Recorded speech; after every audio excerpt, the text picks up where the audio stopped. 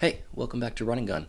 I want to start off this video by saying thank you to everyone that gave their input and opinion on what camera I should give next in my last video. I really appreciate it. It helped me make up my mind, and I know it helps some other people make up their mind. And that's what my channel is about, is helping other photographers. So thank you very much. So this episode is called Storytelling with Photography.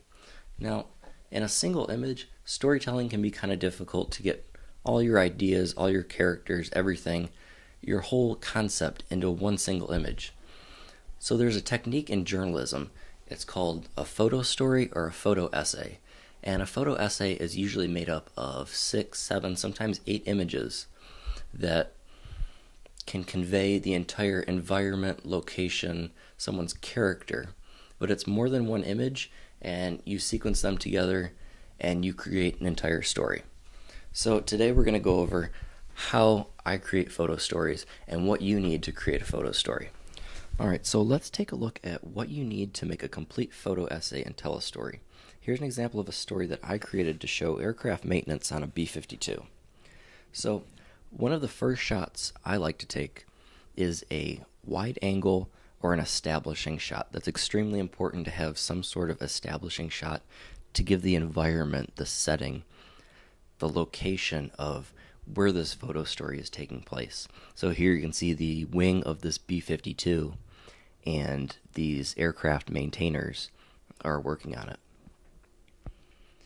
So you can see in this next shot that I got in a little bit closer and I did a, not necessarily a close-up, maybe a medium shot with a 200 millimeter lens, I believe, and I just worked my way in a little bit to start telling the story of what this story is really about, which is the people that are working on the aircraft. Now in this next shot, I got up on the wing, got harnessed in, and took a photo above the 2 individuals that were working on this aircraft.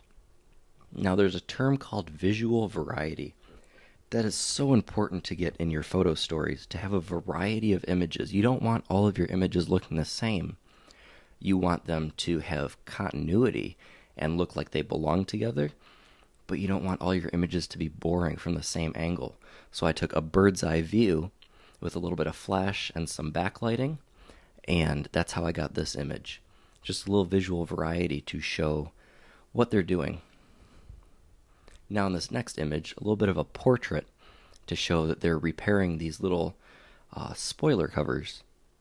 Just a simple shot, a medium shot, and I showed his face, a little bit of backlighting, a little bit of fill light. Just another medium shot to fill in this photo story and tell a little bit of what's going on. Now here's a close-up of the rivet gun that I did. Close-ups and details are extremely important. You don't want to overuse them, but they're kind of like the icing on the cake. The cool shots of a close-up of someone's hand, a close-up of someone's face or a tool. Something that you can really get in there, that you're slowly working your way in from that wide shot to a medium shot and a close-up. I love close-up shots. The next shot is another medium shot of this maintainer working on the wing.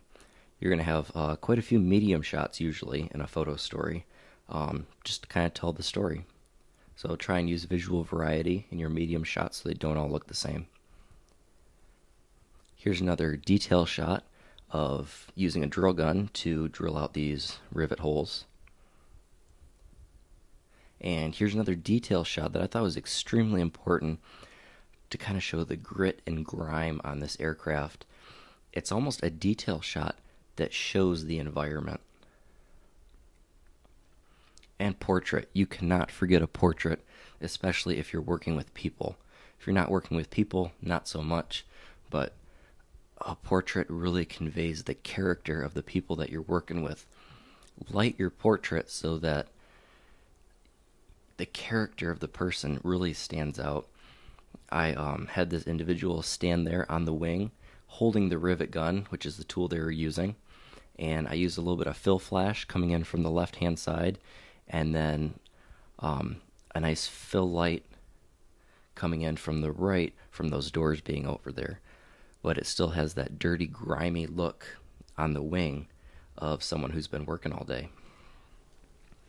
Alright, so let's take a look at one more photo story, it's going to be a little bit related to the last one. I recently got to fly up in a B-52, so took advantage of that and I got some awesome pictures, I think. And I'm going to share them with you guys right now, a little photo story I took of my flight. So one of the first photos I took was kind of an establishing shot, the environment. What does this aircraft look like from the outside when I'm flying? I don't know what this aircraft looks like from the outside because I can't take pictures of it while I'm flying in it, obviously. So my next shot here is we're already flying, and I have my two pilots in front of me, and it's another kind of establishing shot of now we're establishing that we're inside the aircraft, and look at that, we're above the clouds. It's sunset. Absolutely love the lighting. All natural lit, no flash on this one, I don't believe. Here we go. I thought it was important on this next image to show kind of a close-up. Here's a detail shot of the 5th bomb wing patch, which says Kaio Kaliwa, which means Guardians of the Upper Realm. Makes sense, we're flying above the clouds in this B-52 Stratofortress. So that's a pretty good example of a detail shot. I took another detail shot here of the throttles. B-52 has 8 engines, and I think it's really important to show that that's a part of the aircraft. It's an old aircraft from the 60s. You can see all those gauges behind it that I blurred out. I think I took this shot at f2.8, but just another detail shot to kind of give you a close-up look at the environment I was in. And then, of course, I had to have a portrait. Who's flying the aircraft? These pilots are. So the sunlight was coming in just right to give the rim light, and I filled it in with a flash. And you can even see this pilot's reflection in this mirror that's over in the window. I really love this shot because we're above the clouds, and I think it just looks awesome. But again, portraits are extremely important. They give that human element that grabs your viewer and brings them into your photo story with something they can relate with because they're a human too. And here's another shot I have, another close-up, which it wasn't too difficult to get close-ups in here because it was such a small, cramped environment. It was actually difficult to get a visual variety. So I have a picture here that I backlit with a little bit of flash, and it's the pilot turning some radio, changing his radio frequency. So those are 2 quick examples of a photo essay, 2 photo essays that I took, and I hope this is just enough to get you guys started on what to look for in a photo essay. Remember, you want a wide shot to establish your environment. Then you want to start slowly working your way in with visual variety. A wide shot, a medium shot, portraits, and then close-up details of what's going on. And when you come to visual variety, think shooting high, a bird's eye view. Shooting low, lay on the ground. You get some really cool shots when you start think of different angles you can take photos from. Think about different lighting you can use. You can use flash, natural light, sunsets. Your lighting is so important. You can use silhouettes. That's another form of visual variety. So I hope that's enough to get you guys started.